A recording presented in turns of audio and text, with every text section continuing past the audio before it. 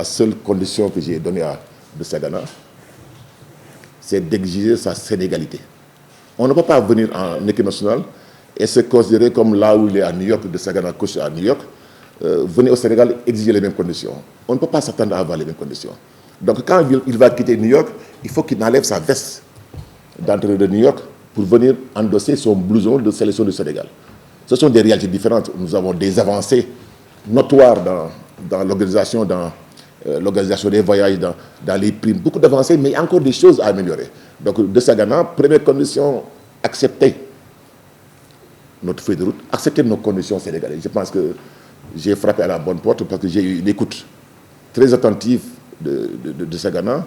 Et son discours vraiment m'a convaincu que nous avons affaire à une bonne personne. Je pense qu'il va mener à bon port notre équipe vers ses objectifs. Donc voilà un peu brièvement ramassé un peu mon avis sur ce qui s'est passé. Et je pense que constater que nous avons pris du retard par rapport aux qualifications, mais que tout est encore possible. Et je pense qu'une équipe nationale doit jouer sa chance jusqu'au bout. Et nous allons remobiliser nos troupes, ce qui a déjà commencé, avec les joueurs, avec le staff technique administratif, pour aller vers la reconquête de la qualification pour la Coupe du Monde. Les Lions, après Yaoundé, où nous avions commencé à rajeunir, nous avons continué le régiment qui avait déjà commencé avec coach Chassar. Nous avons continué le régiment qui ne nous a pas beaucoup souri, parce que Yaoundé, on s'était classé 4e. Nous continuons à croire que l'avenir de cette sélection réside dans la continuité du régiment. Il faut trouver une autre génération qui est capable de redonner au Sénégal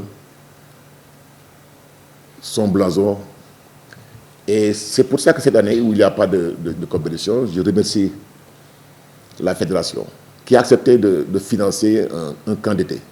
Un camp d'été où on a appelé 23 joueuses, dont 5 locales, qui viennent d'un peu partout dans le monde, du Japon, de la Suisse, du Portugal, de la France, de l'Espagne, des États-Unis, et qui travaillent depuis quelques semaines d'arrache-pied.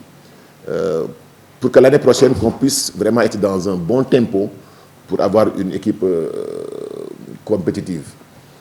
Ne nous trompons pas, nous sommes encore en dessous du Nigeria.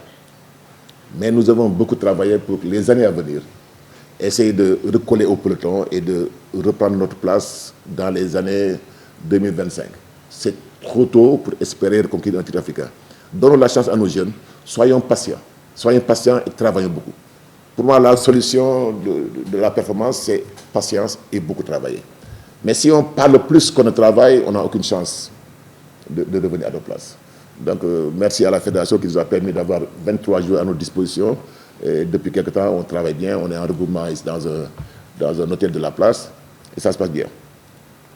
Et toutes les filles qui sont là, elles ont entre 19 ans et 26 ans. 19 ans et 26 ans. Après, il y a Yacine Diop qui vient apporter un peu son grain de sel, qui volontairement est venu rejoindre les entraînements, elle est en externe.